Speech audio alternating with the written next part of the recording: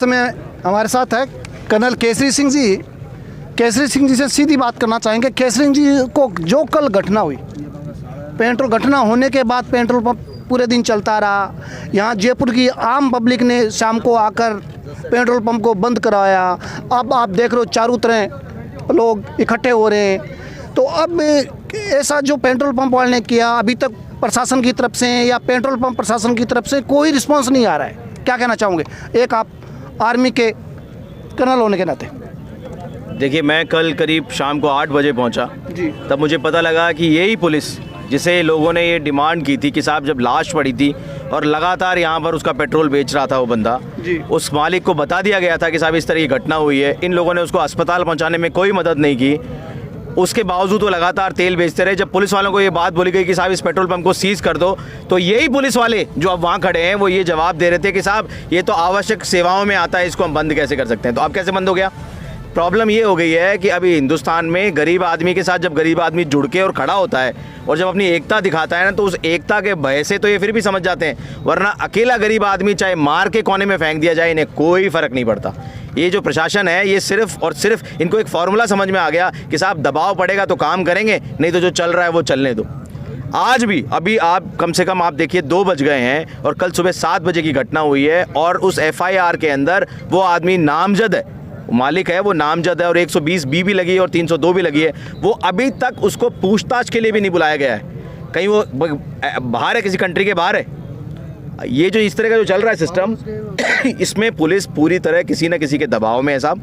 कोई ना कोई रसूखदारों ने, इन पेट्रोल पंप की किसी लॉबी ने ये सारी चीज़ दबाई है। क्यों दबाई है? क्योंकि ये आदमी जो यहाँ 12 साल से नौकरी कर रहा था, जिसको इस पेट्रोल पंप के बारे में सब कुछ पता था, वो कोई ना कोई ऐसी चीज़ें जानता था कि यहाँ क्या मिलावट हो रही है, क्या घपला है, क्या कहानी है, जिसके कारण इसको रास्ते से हटाना ज़रूरी था।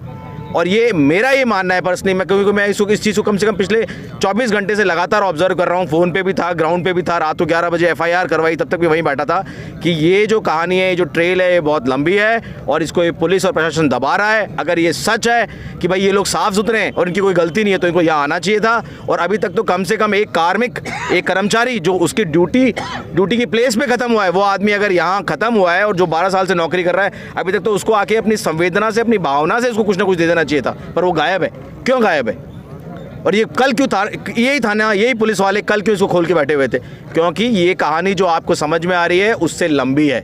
आप सब लोग यहाँ भावनाओं से आए हुए हैं और ये लोग जो सब हैं ये सब मजबूरी से आए हुए हैं। तो मेरा ये मानना है कि अगर ये भावनाएं सही चलती रहीं और हम लोग एक साथ रहे तो इसका पर्दाफाश भी होगा और न्याय भी मिलेगा। न्याय में सर अब क्या क्या चाहोगे? जो है, जैसे जो कोर कमेटी ने, सुखदेव सिंह जी, आशु सिंह जी और बाकी सारे भाई लोग जो यहाँ बैठे हैं, इन्होंने बिल्कुल स्पेसिफिक कहा है कि साहब एक गरीब आदमी था, 1500 के मकान में रहता था, 8, 10, 15 हज़ार, 12 हज़ार तनख्वाह मिलती होगी, अपना परिवार पाल रहा था, उसको गला काट के मार दिया गया, उसकी वाइफ विधवा हो गई, बच्चे अनाथ हो गए। आज की तारीख में और कहीं होता है तो कोई ना कोई संगठन आके उसके पीछे खड़े हो जाते हैं और सरकार से मांग करते हैं और सरकार वोटों के दबाव में आकर दे भी देती है। आज जब सरकार देखती है जो इस तरह का जो गरीब है, जो किसी एक पर्टिकुलर जाति से नहीं आता है और उसके पीछे कोई साथ नहीं है, तो सरकार भी धीरे से पल्ला झाड़ लेती है। तो पहली रिक्वायरमेंट तो ये है कि साहब उनके बच्चों को हाथों हाथ सेटल करने के लिए, चाहे वो गाँव में रहे चाहे शहर में रहे, एक तो मुआवजा दिया जाए और कम से कम एक उनकी वाइफ को या किसी न किसी जो उनके घर का पेट पाल सके, उनके भाई को या उनकी वाइफ को एक ऐसी नौकरी दी जाए ताकि वो अपनी इज्जत से अपना जीवन यापन कर सके। वरना इस समाज के अंदर, आज के समय, इस समय के अंदर एक विधवा का जीवन कितना खराब होता है वो आप सब भलीभांति जानते हैं। केसरी सिंह जी, एक बात सुनने में ये आ रही है, सच या झूठ है, बताया जा रहा है कि भवानी सिंह जी के गले में कोई ट्यूमर था, इस वजह से उन्होंने आत्महत्या कर ली। परंतु हमारी जो बात हुई अभी, जो भवानी सिंह जी यहाँ 12 या 13 वर्ष से काम कर रहे, उससे पहले जिनके काम कर रहे थे उनसे हमारी बात हुई तो वो बोले कि ऐसा कोई कुछ नहीं था, ये सारी बनावट है। ये 500% बनावट है। यहाँ जो लोग खड़े हैं इनमें से कम से कम 150-200 आदमी वो है जो भवानी सिंह जी से पेट्रोल पंप पर रोज मिलते थे, जो रोज भवानी सिंह जी के साथ में यहाँ पर आके उनसे तेल डलवाते थे। कुछ लोग तो ऐसे हैं कि वो यहाँ पेट्रोल पंप पे तेल इसलिए डलवाते थे क्योंकि वो इतने मृदुभाषी थे, आराम से बात करते थे, बहुत सज्जन व्यवहार था उनका। और 12-12 साल साहब एक मालिक के पास में छोटी सी तनख्वाह में टिकना कोई वो नहीं होता, कहते छोटी मोटी बात नहीं होती। कोई ट्यूमर नहीं था, बिल्कुल स्वस्थ थे। कहीं ना कोई शराब पीते थे, ना कोई उल्टी सीधी हरकत करते थे, अपने साइकिल लेके अपने घर से यहाँ आते थे और नौकरी करके वापस जाते थे। कोई ट्यूमर नहीं था। कहानी तो कल इन्होंने ये भी सुनाई कि साहब वो तो वॉश बेसिन पे गिर के मर गए। कोई कहता आत्महत्या कर ली। उसके बाद पुलिस ने खुद ने चाकू बरामद कर लिया। आप मुझे बताओ ऐसा कौन सा ट्यूमर और ऐसी कौन सी आत्महत्या कि एक आदमी अपना गला ही काट ले और खूनम खून हो जाए। भाई मैं हो गया 45 साल का, आप पता नहीं कितने साल के। आपने किसी ने देखी कि ऐसी कोई घटना कि आदमी चाकू लेके खुद का गला ही काट ले? तो ये जो है सरासर पुलिस गुमराह करने के लिए, सिस्टम को चेंज करने के लिए, किसी दबाव में और किसी बड़े षड्यंत्र में, मुझे लग रहा है पूरा भारत पेट्रोलियम है ना, इसकी कोई ना कोई बहुत बड़ी पोल थी जो वो खोलने वाले थे। जो ये बात अभी यहाँ जिस तरीके से चल रही है और दबाई जा रही है, अभी तक एडीएम एसडीएम नहीं आया क्योंकि बस जवाब ही नहीं देने के लिए। अभी तक कोई भी वो पेट्रोल पंप वाले बंदे ने अपनी तरफ से, आप एक कोई बड़े आदमी की हत्या हो जाती है तो उसके ऊपर अगर 302 या 120 भी लग जाती है तो हाथों हाथ उसको अंदर ले लेते, क्योंकि ये गरीब आदमी है और क्योंकि इसके पास कोई ना कोई पीछे राज छुपा हुआ है, इसलिए इसको अवॉइड किया जा रहा है। मैं हमारे साथ महिपाल सिंह जी मकराना जी, जो कल घटना हुई भवानी सिंह जी के साथ, क्या कहना चाहूँगे?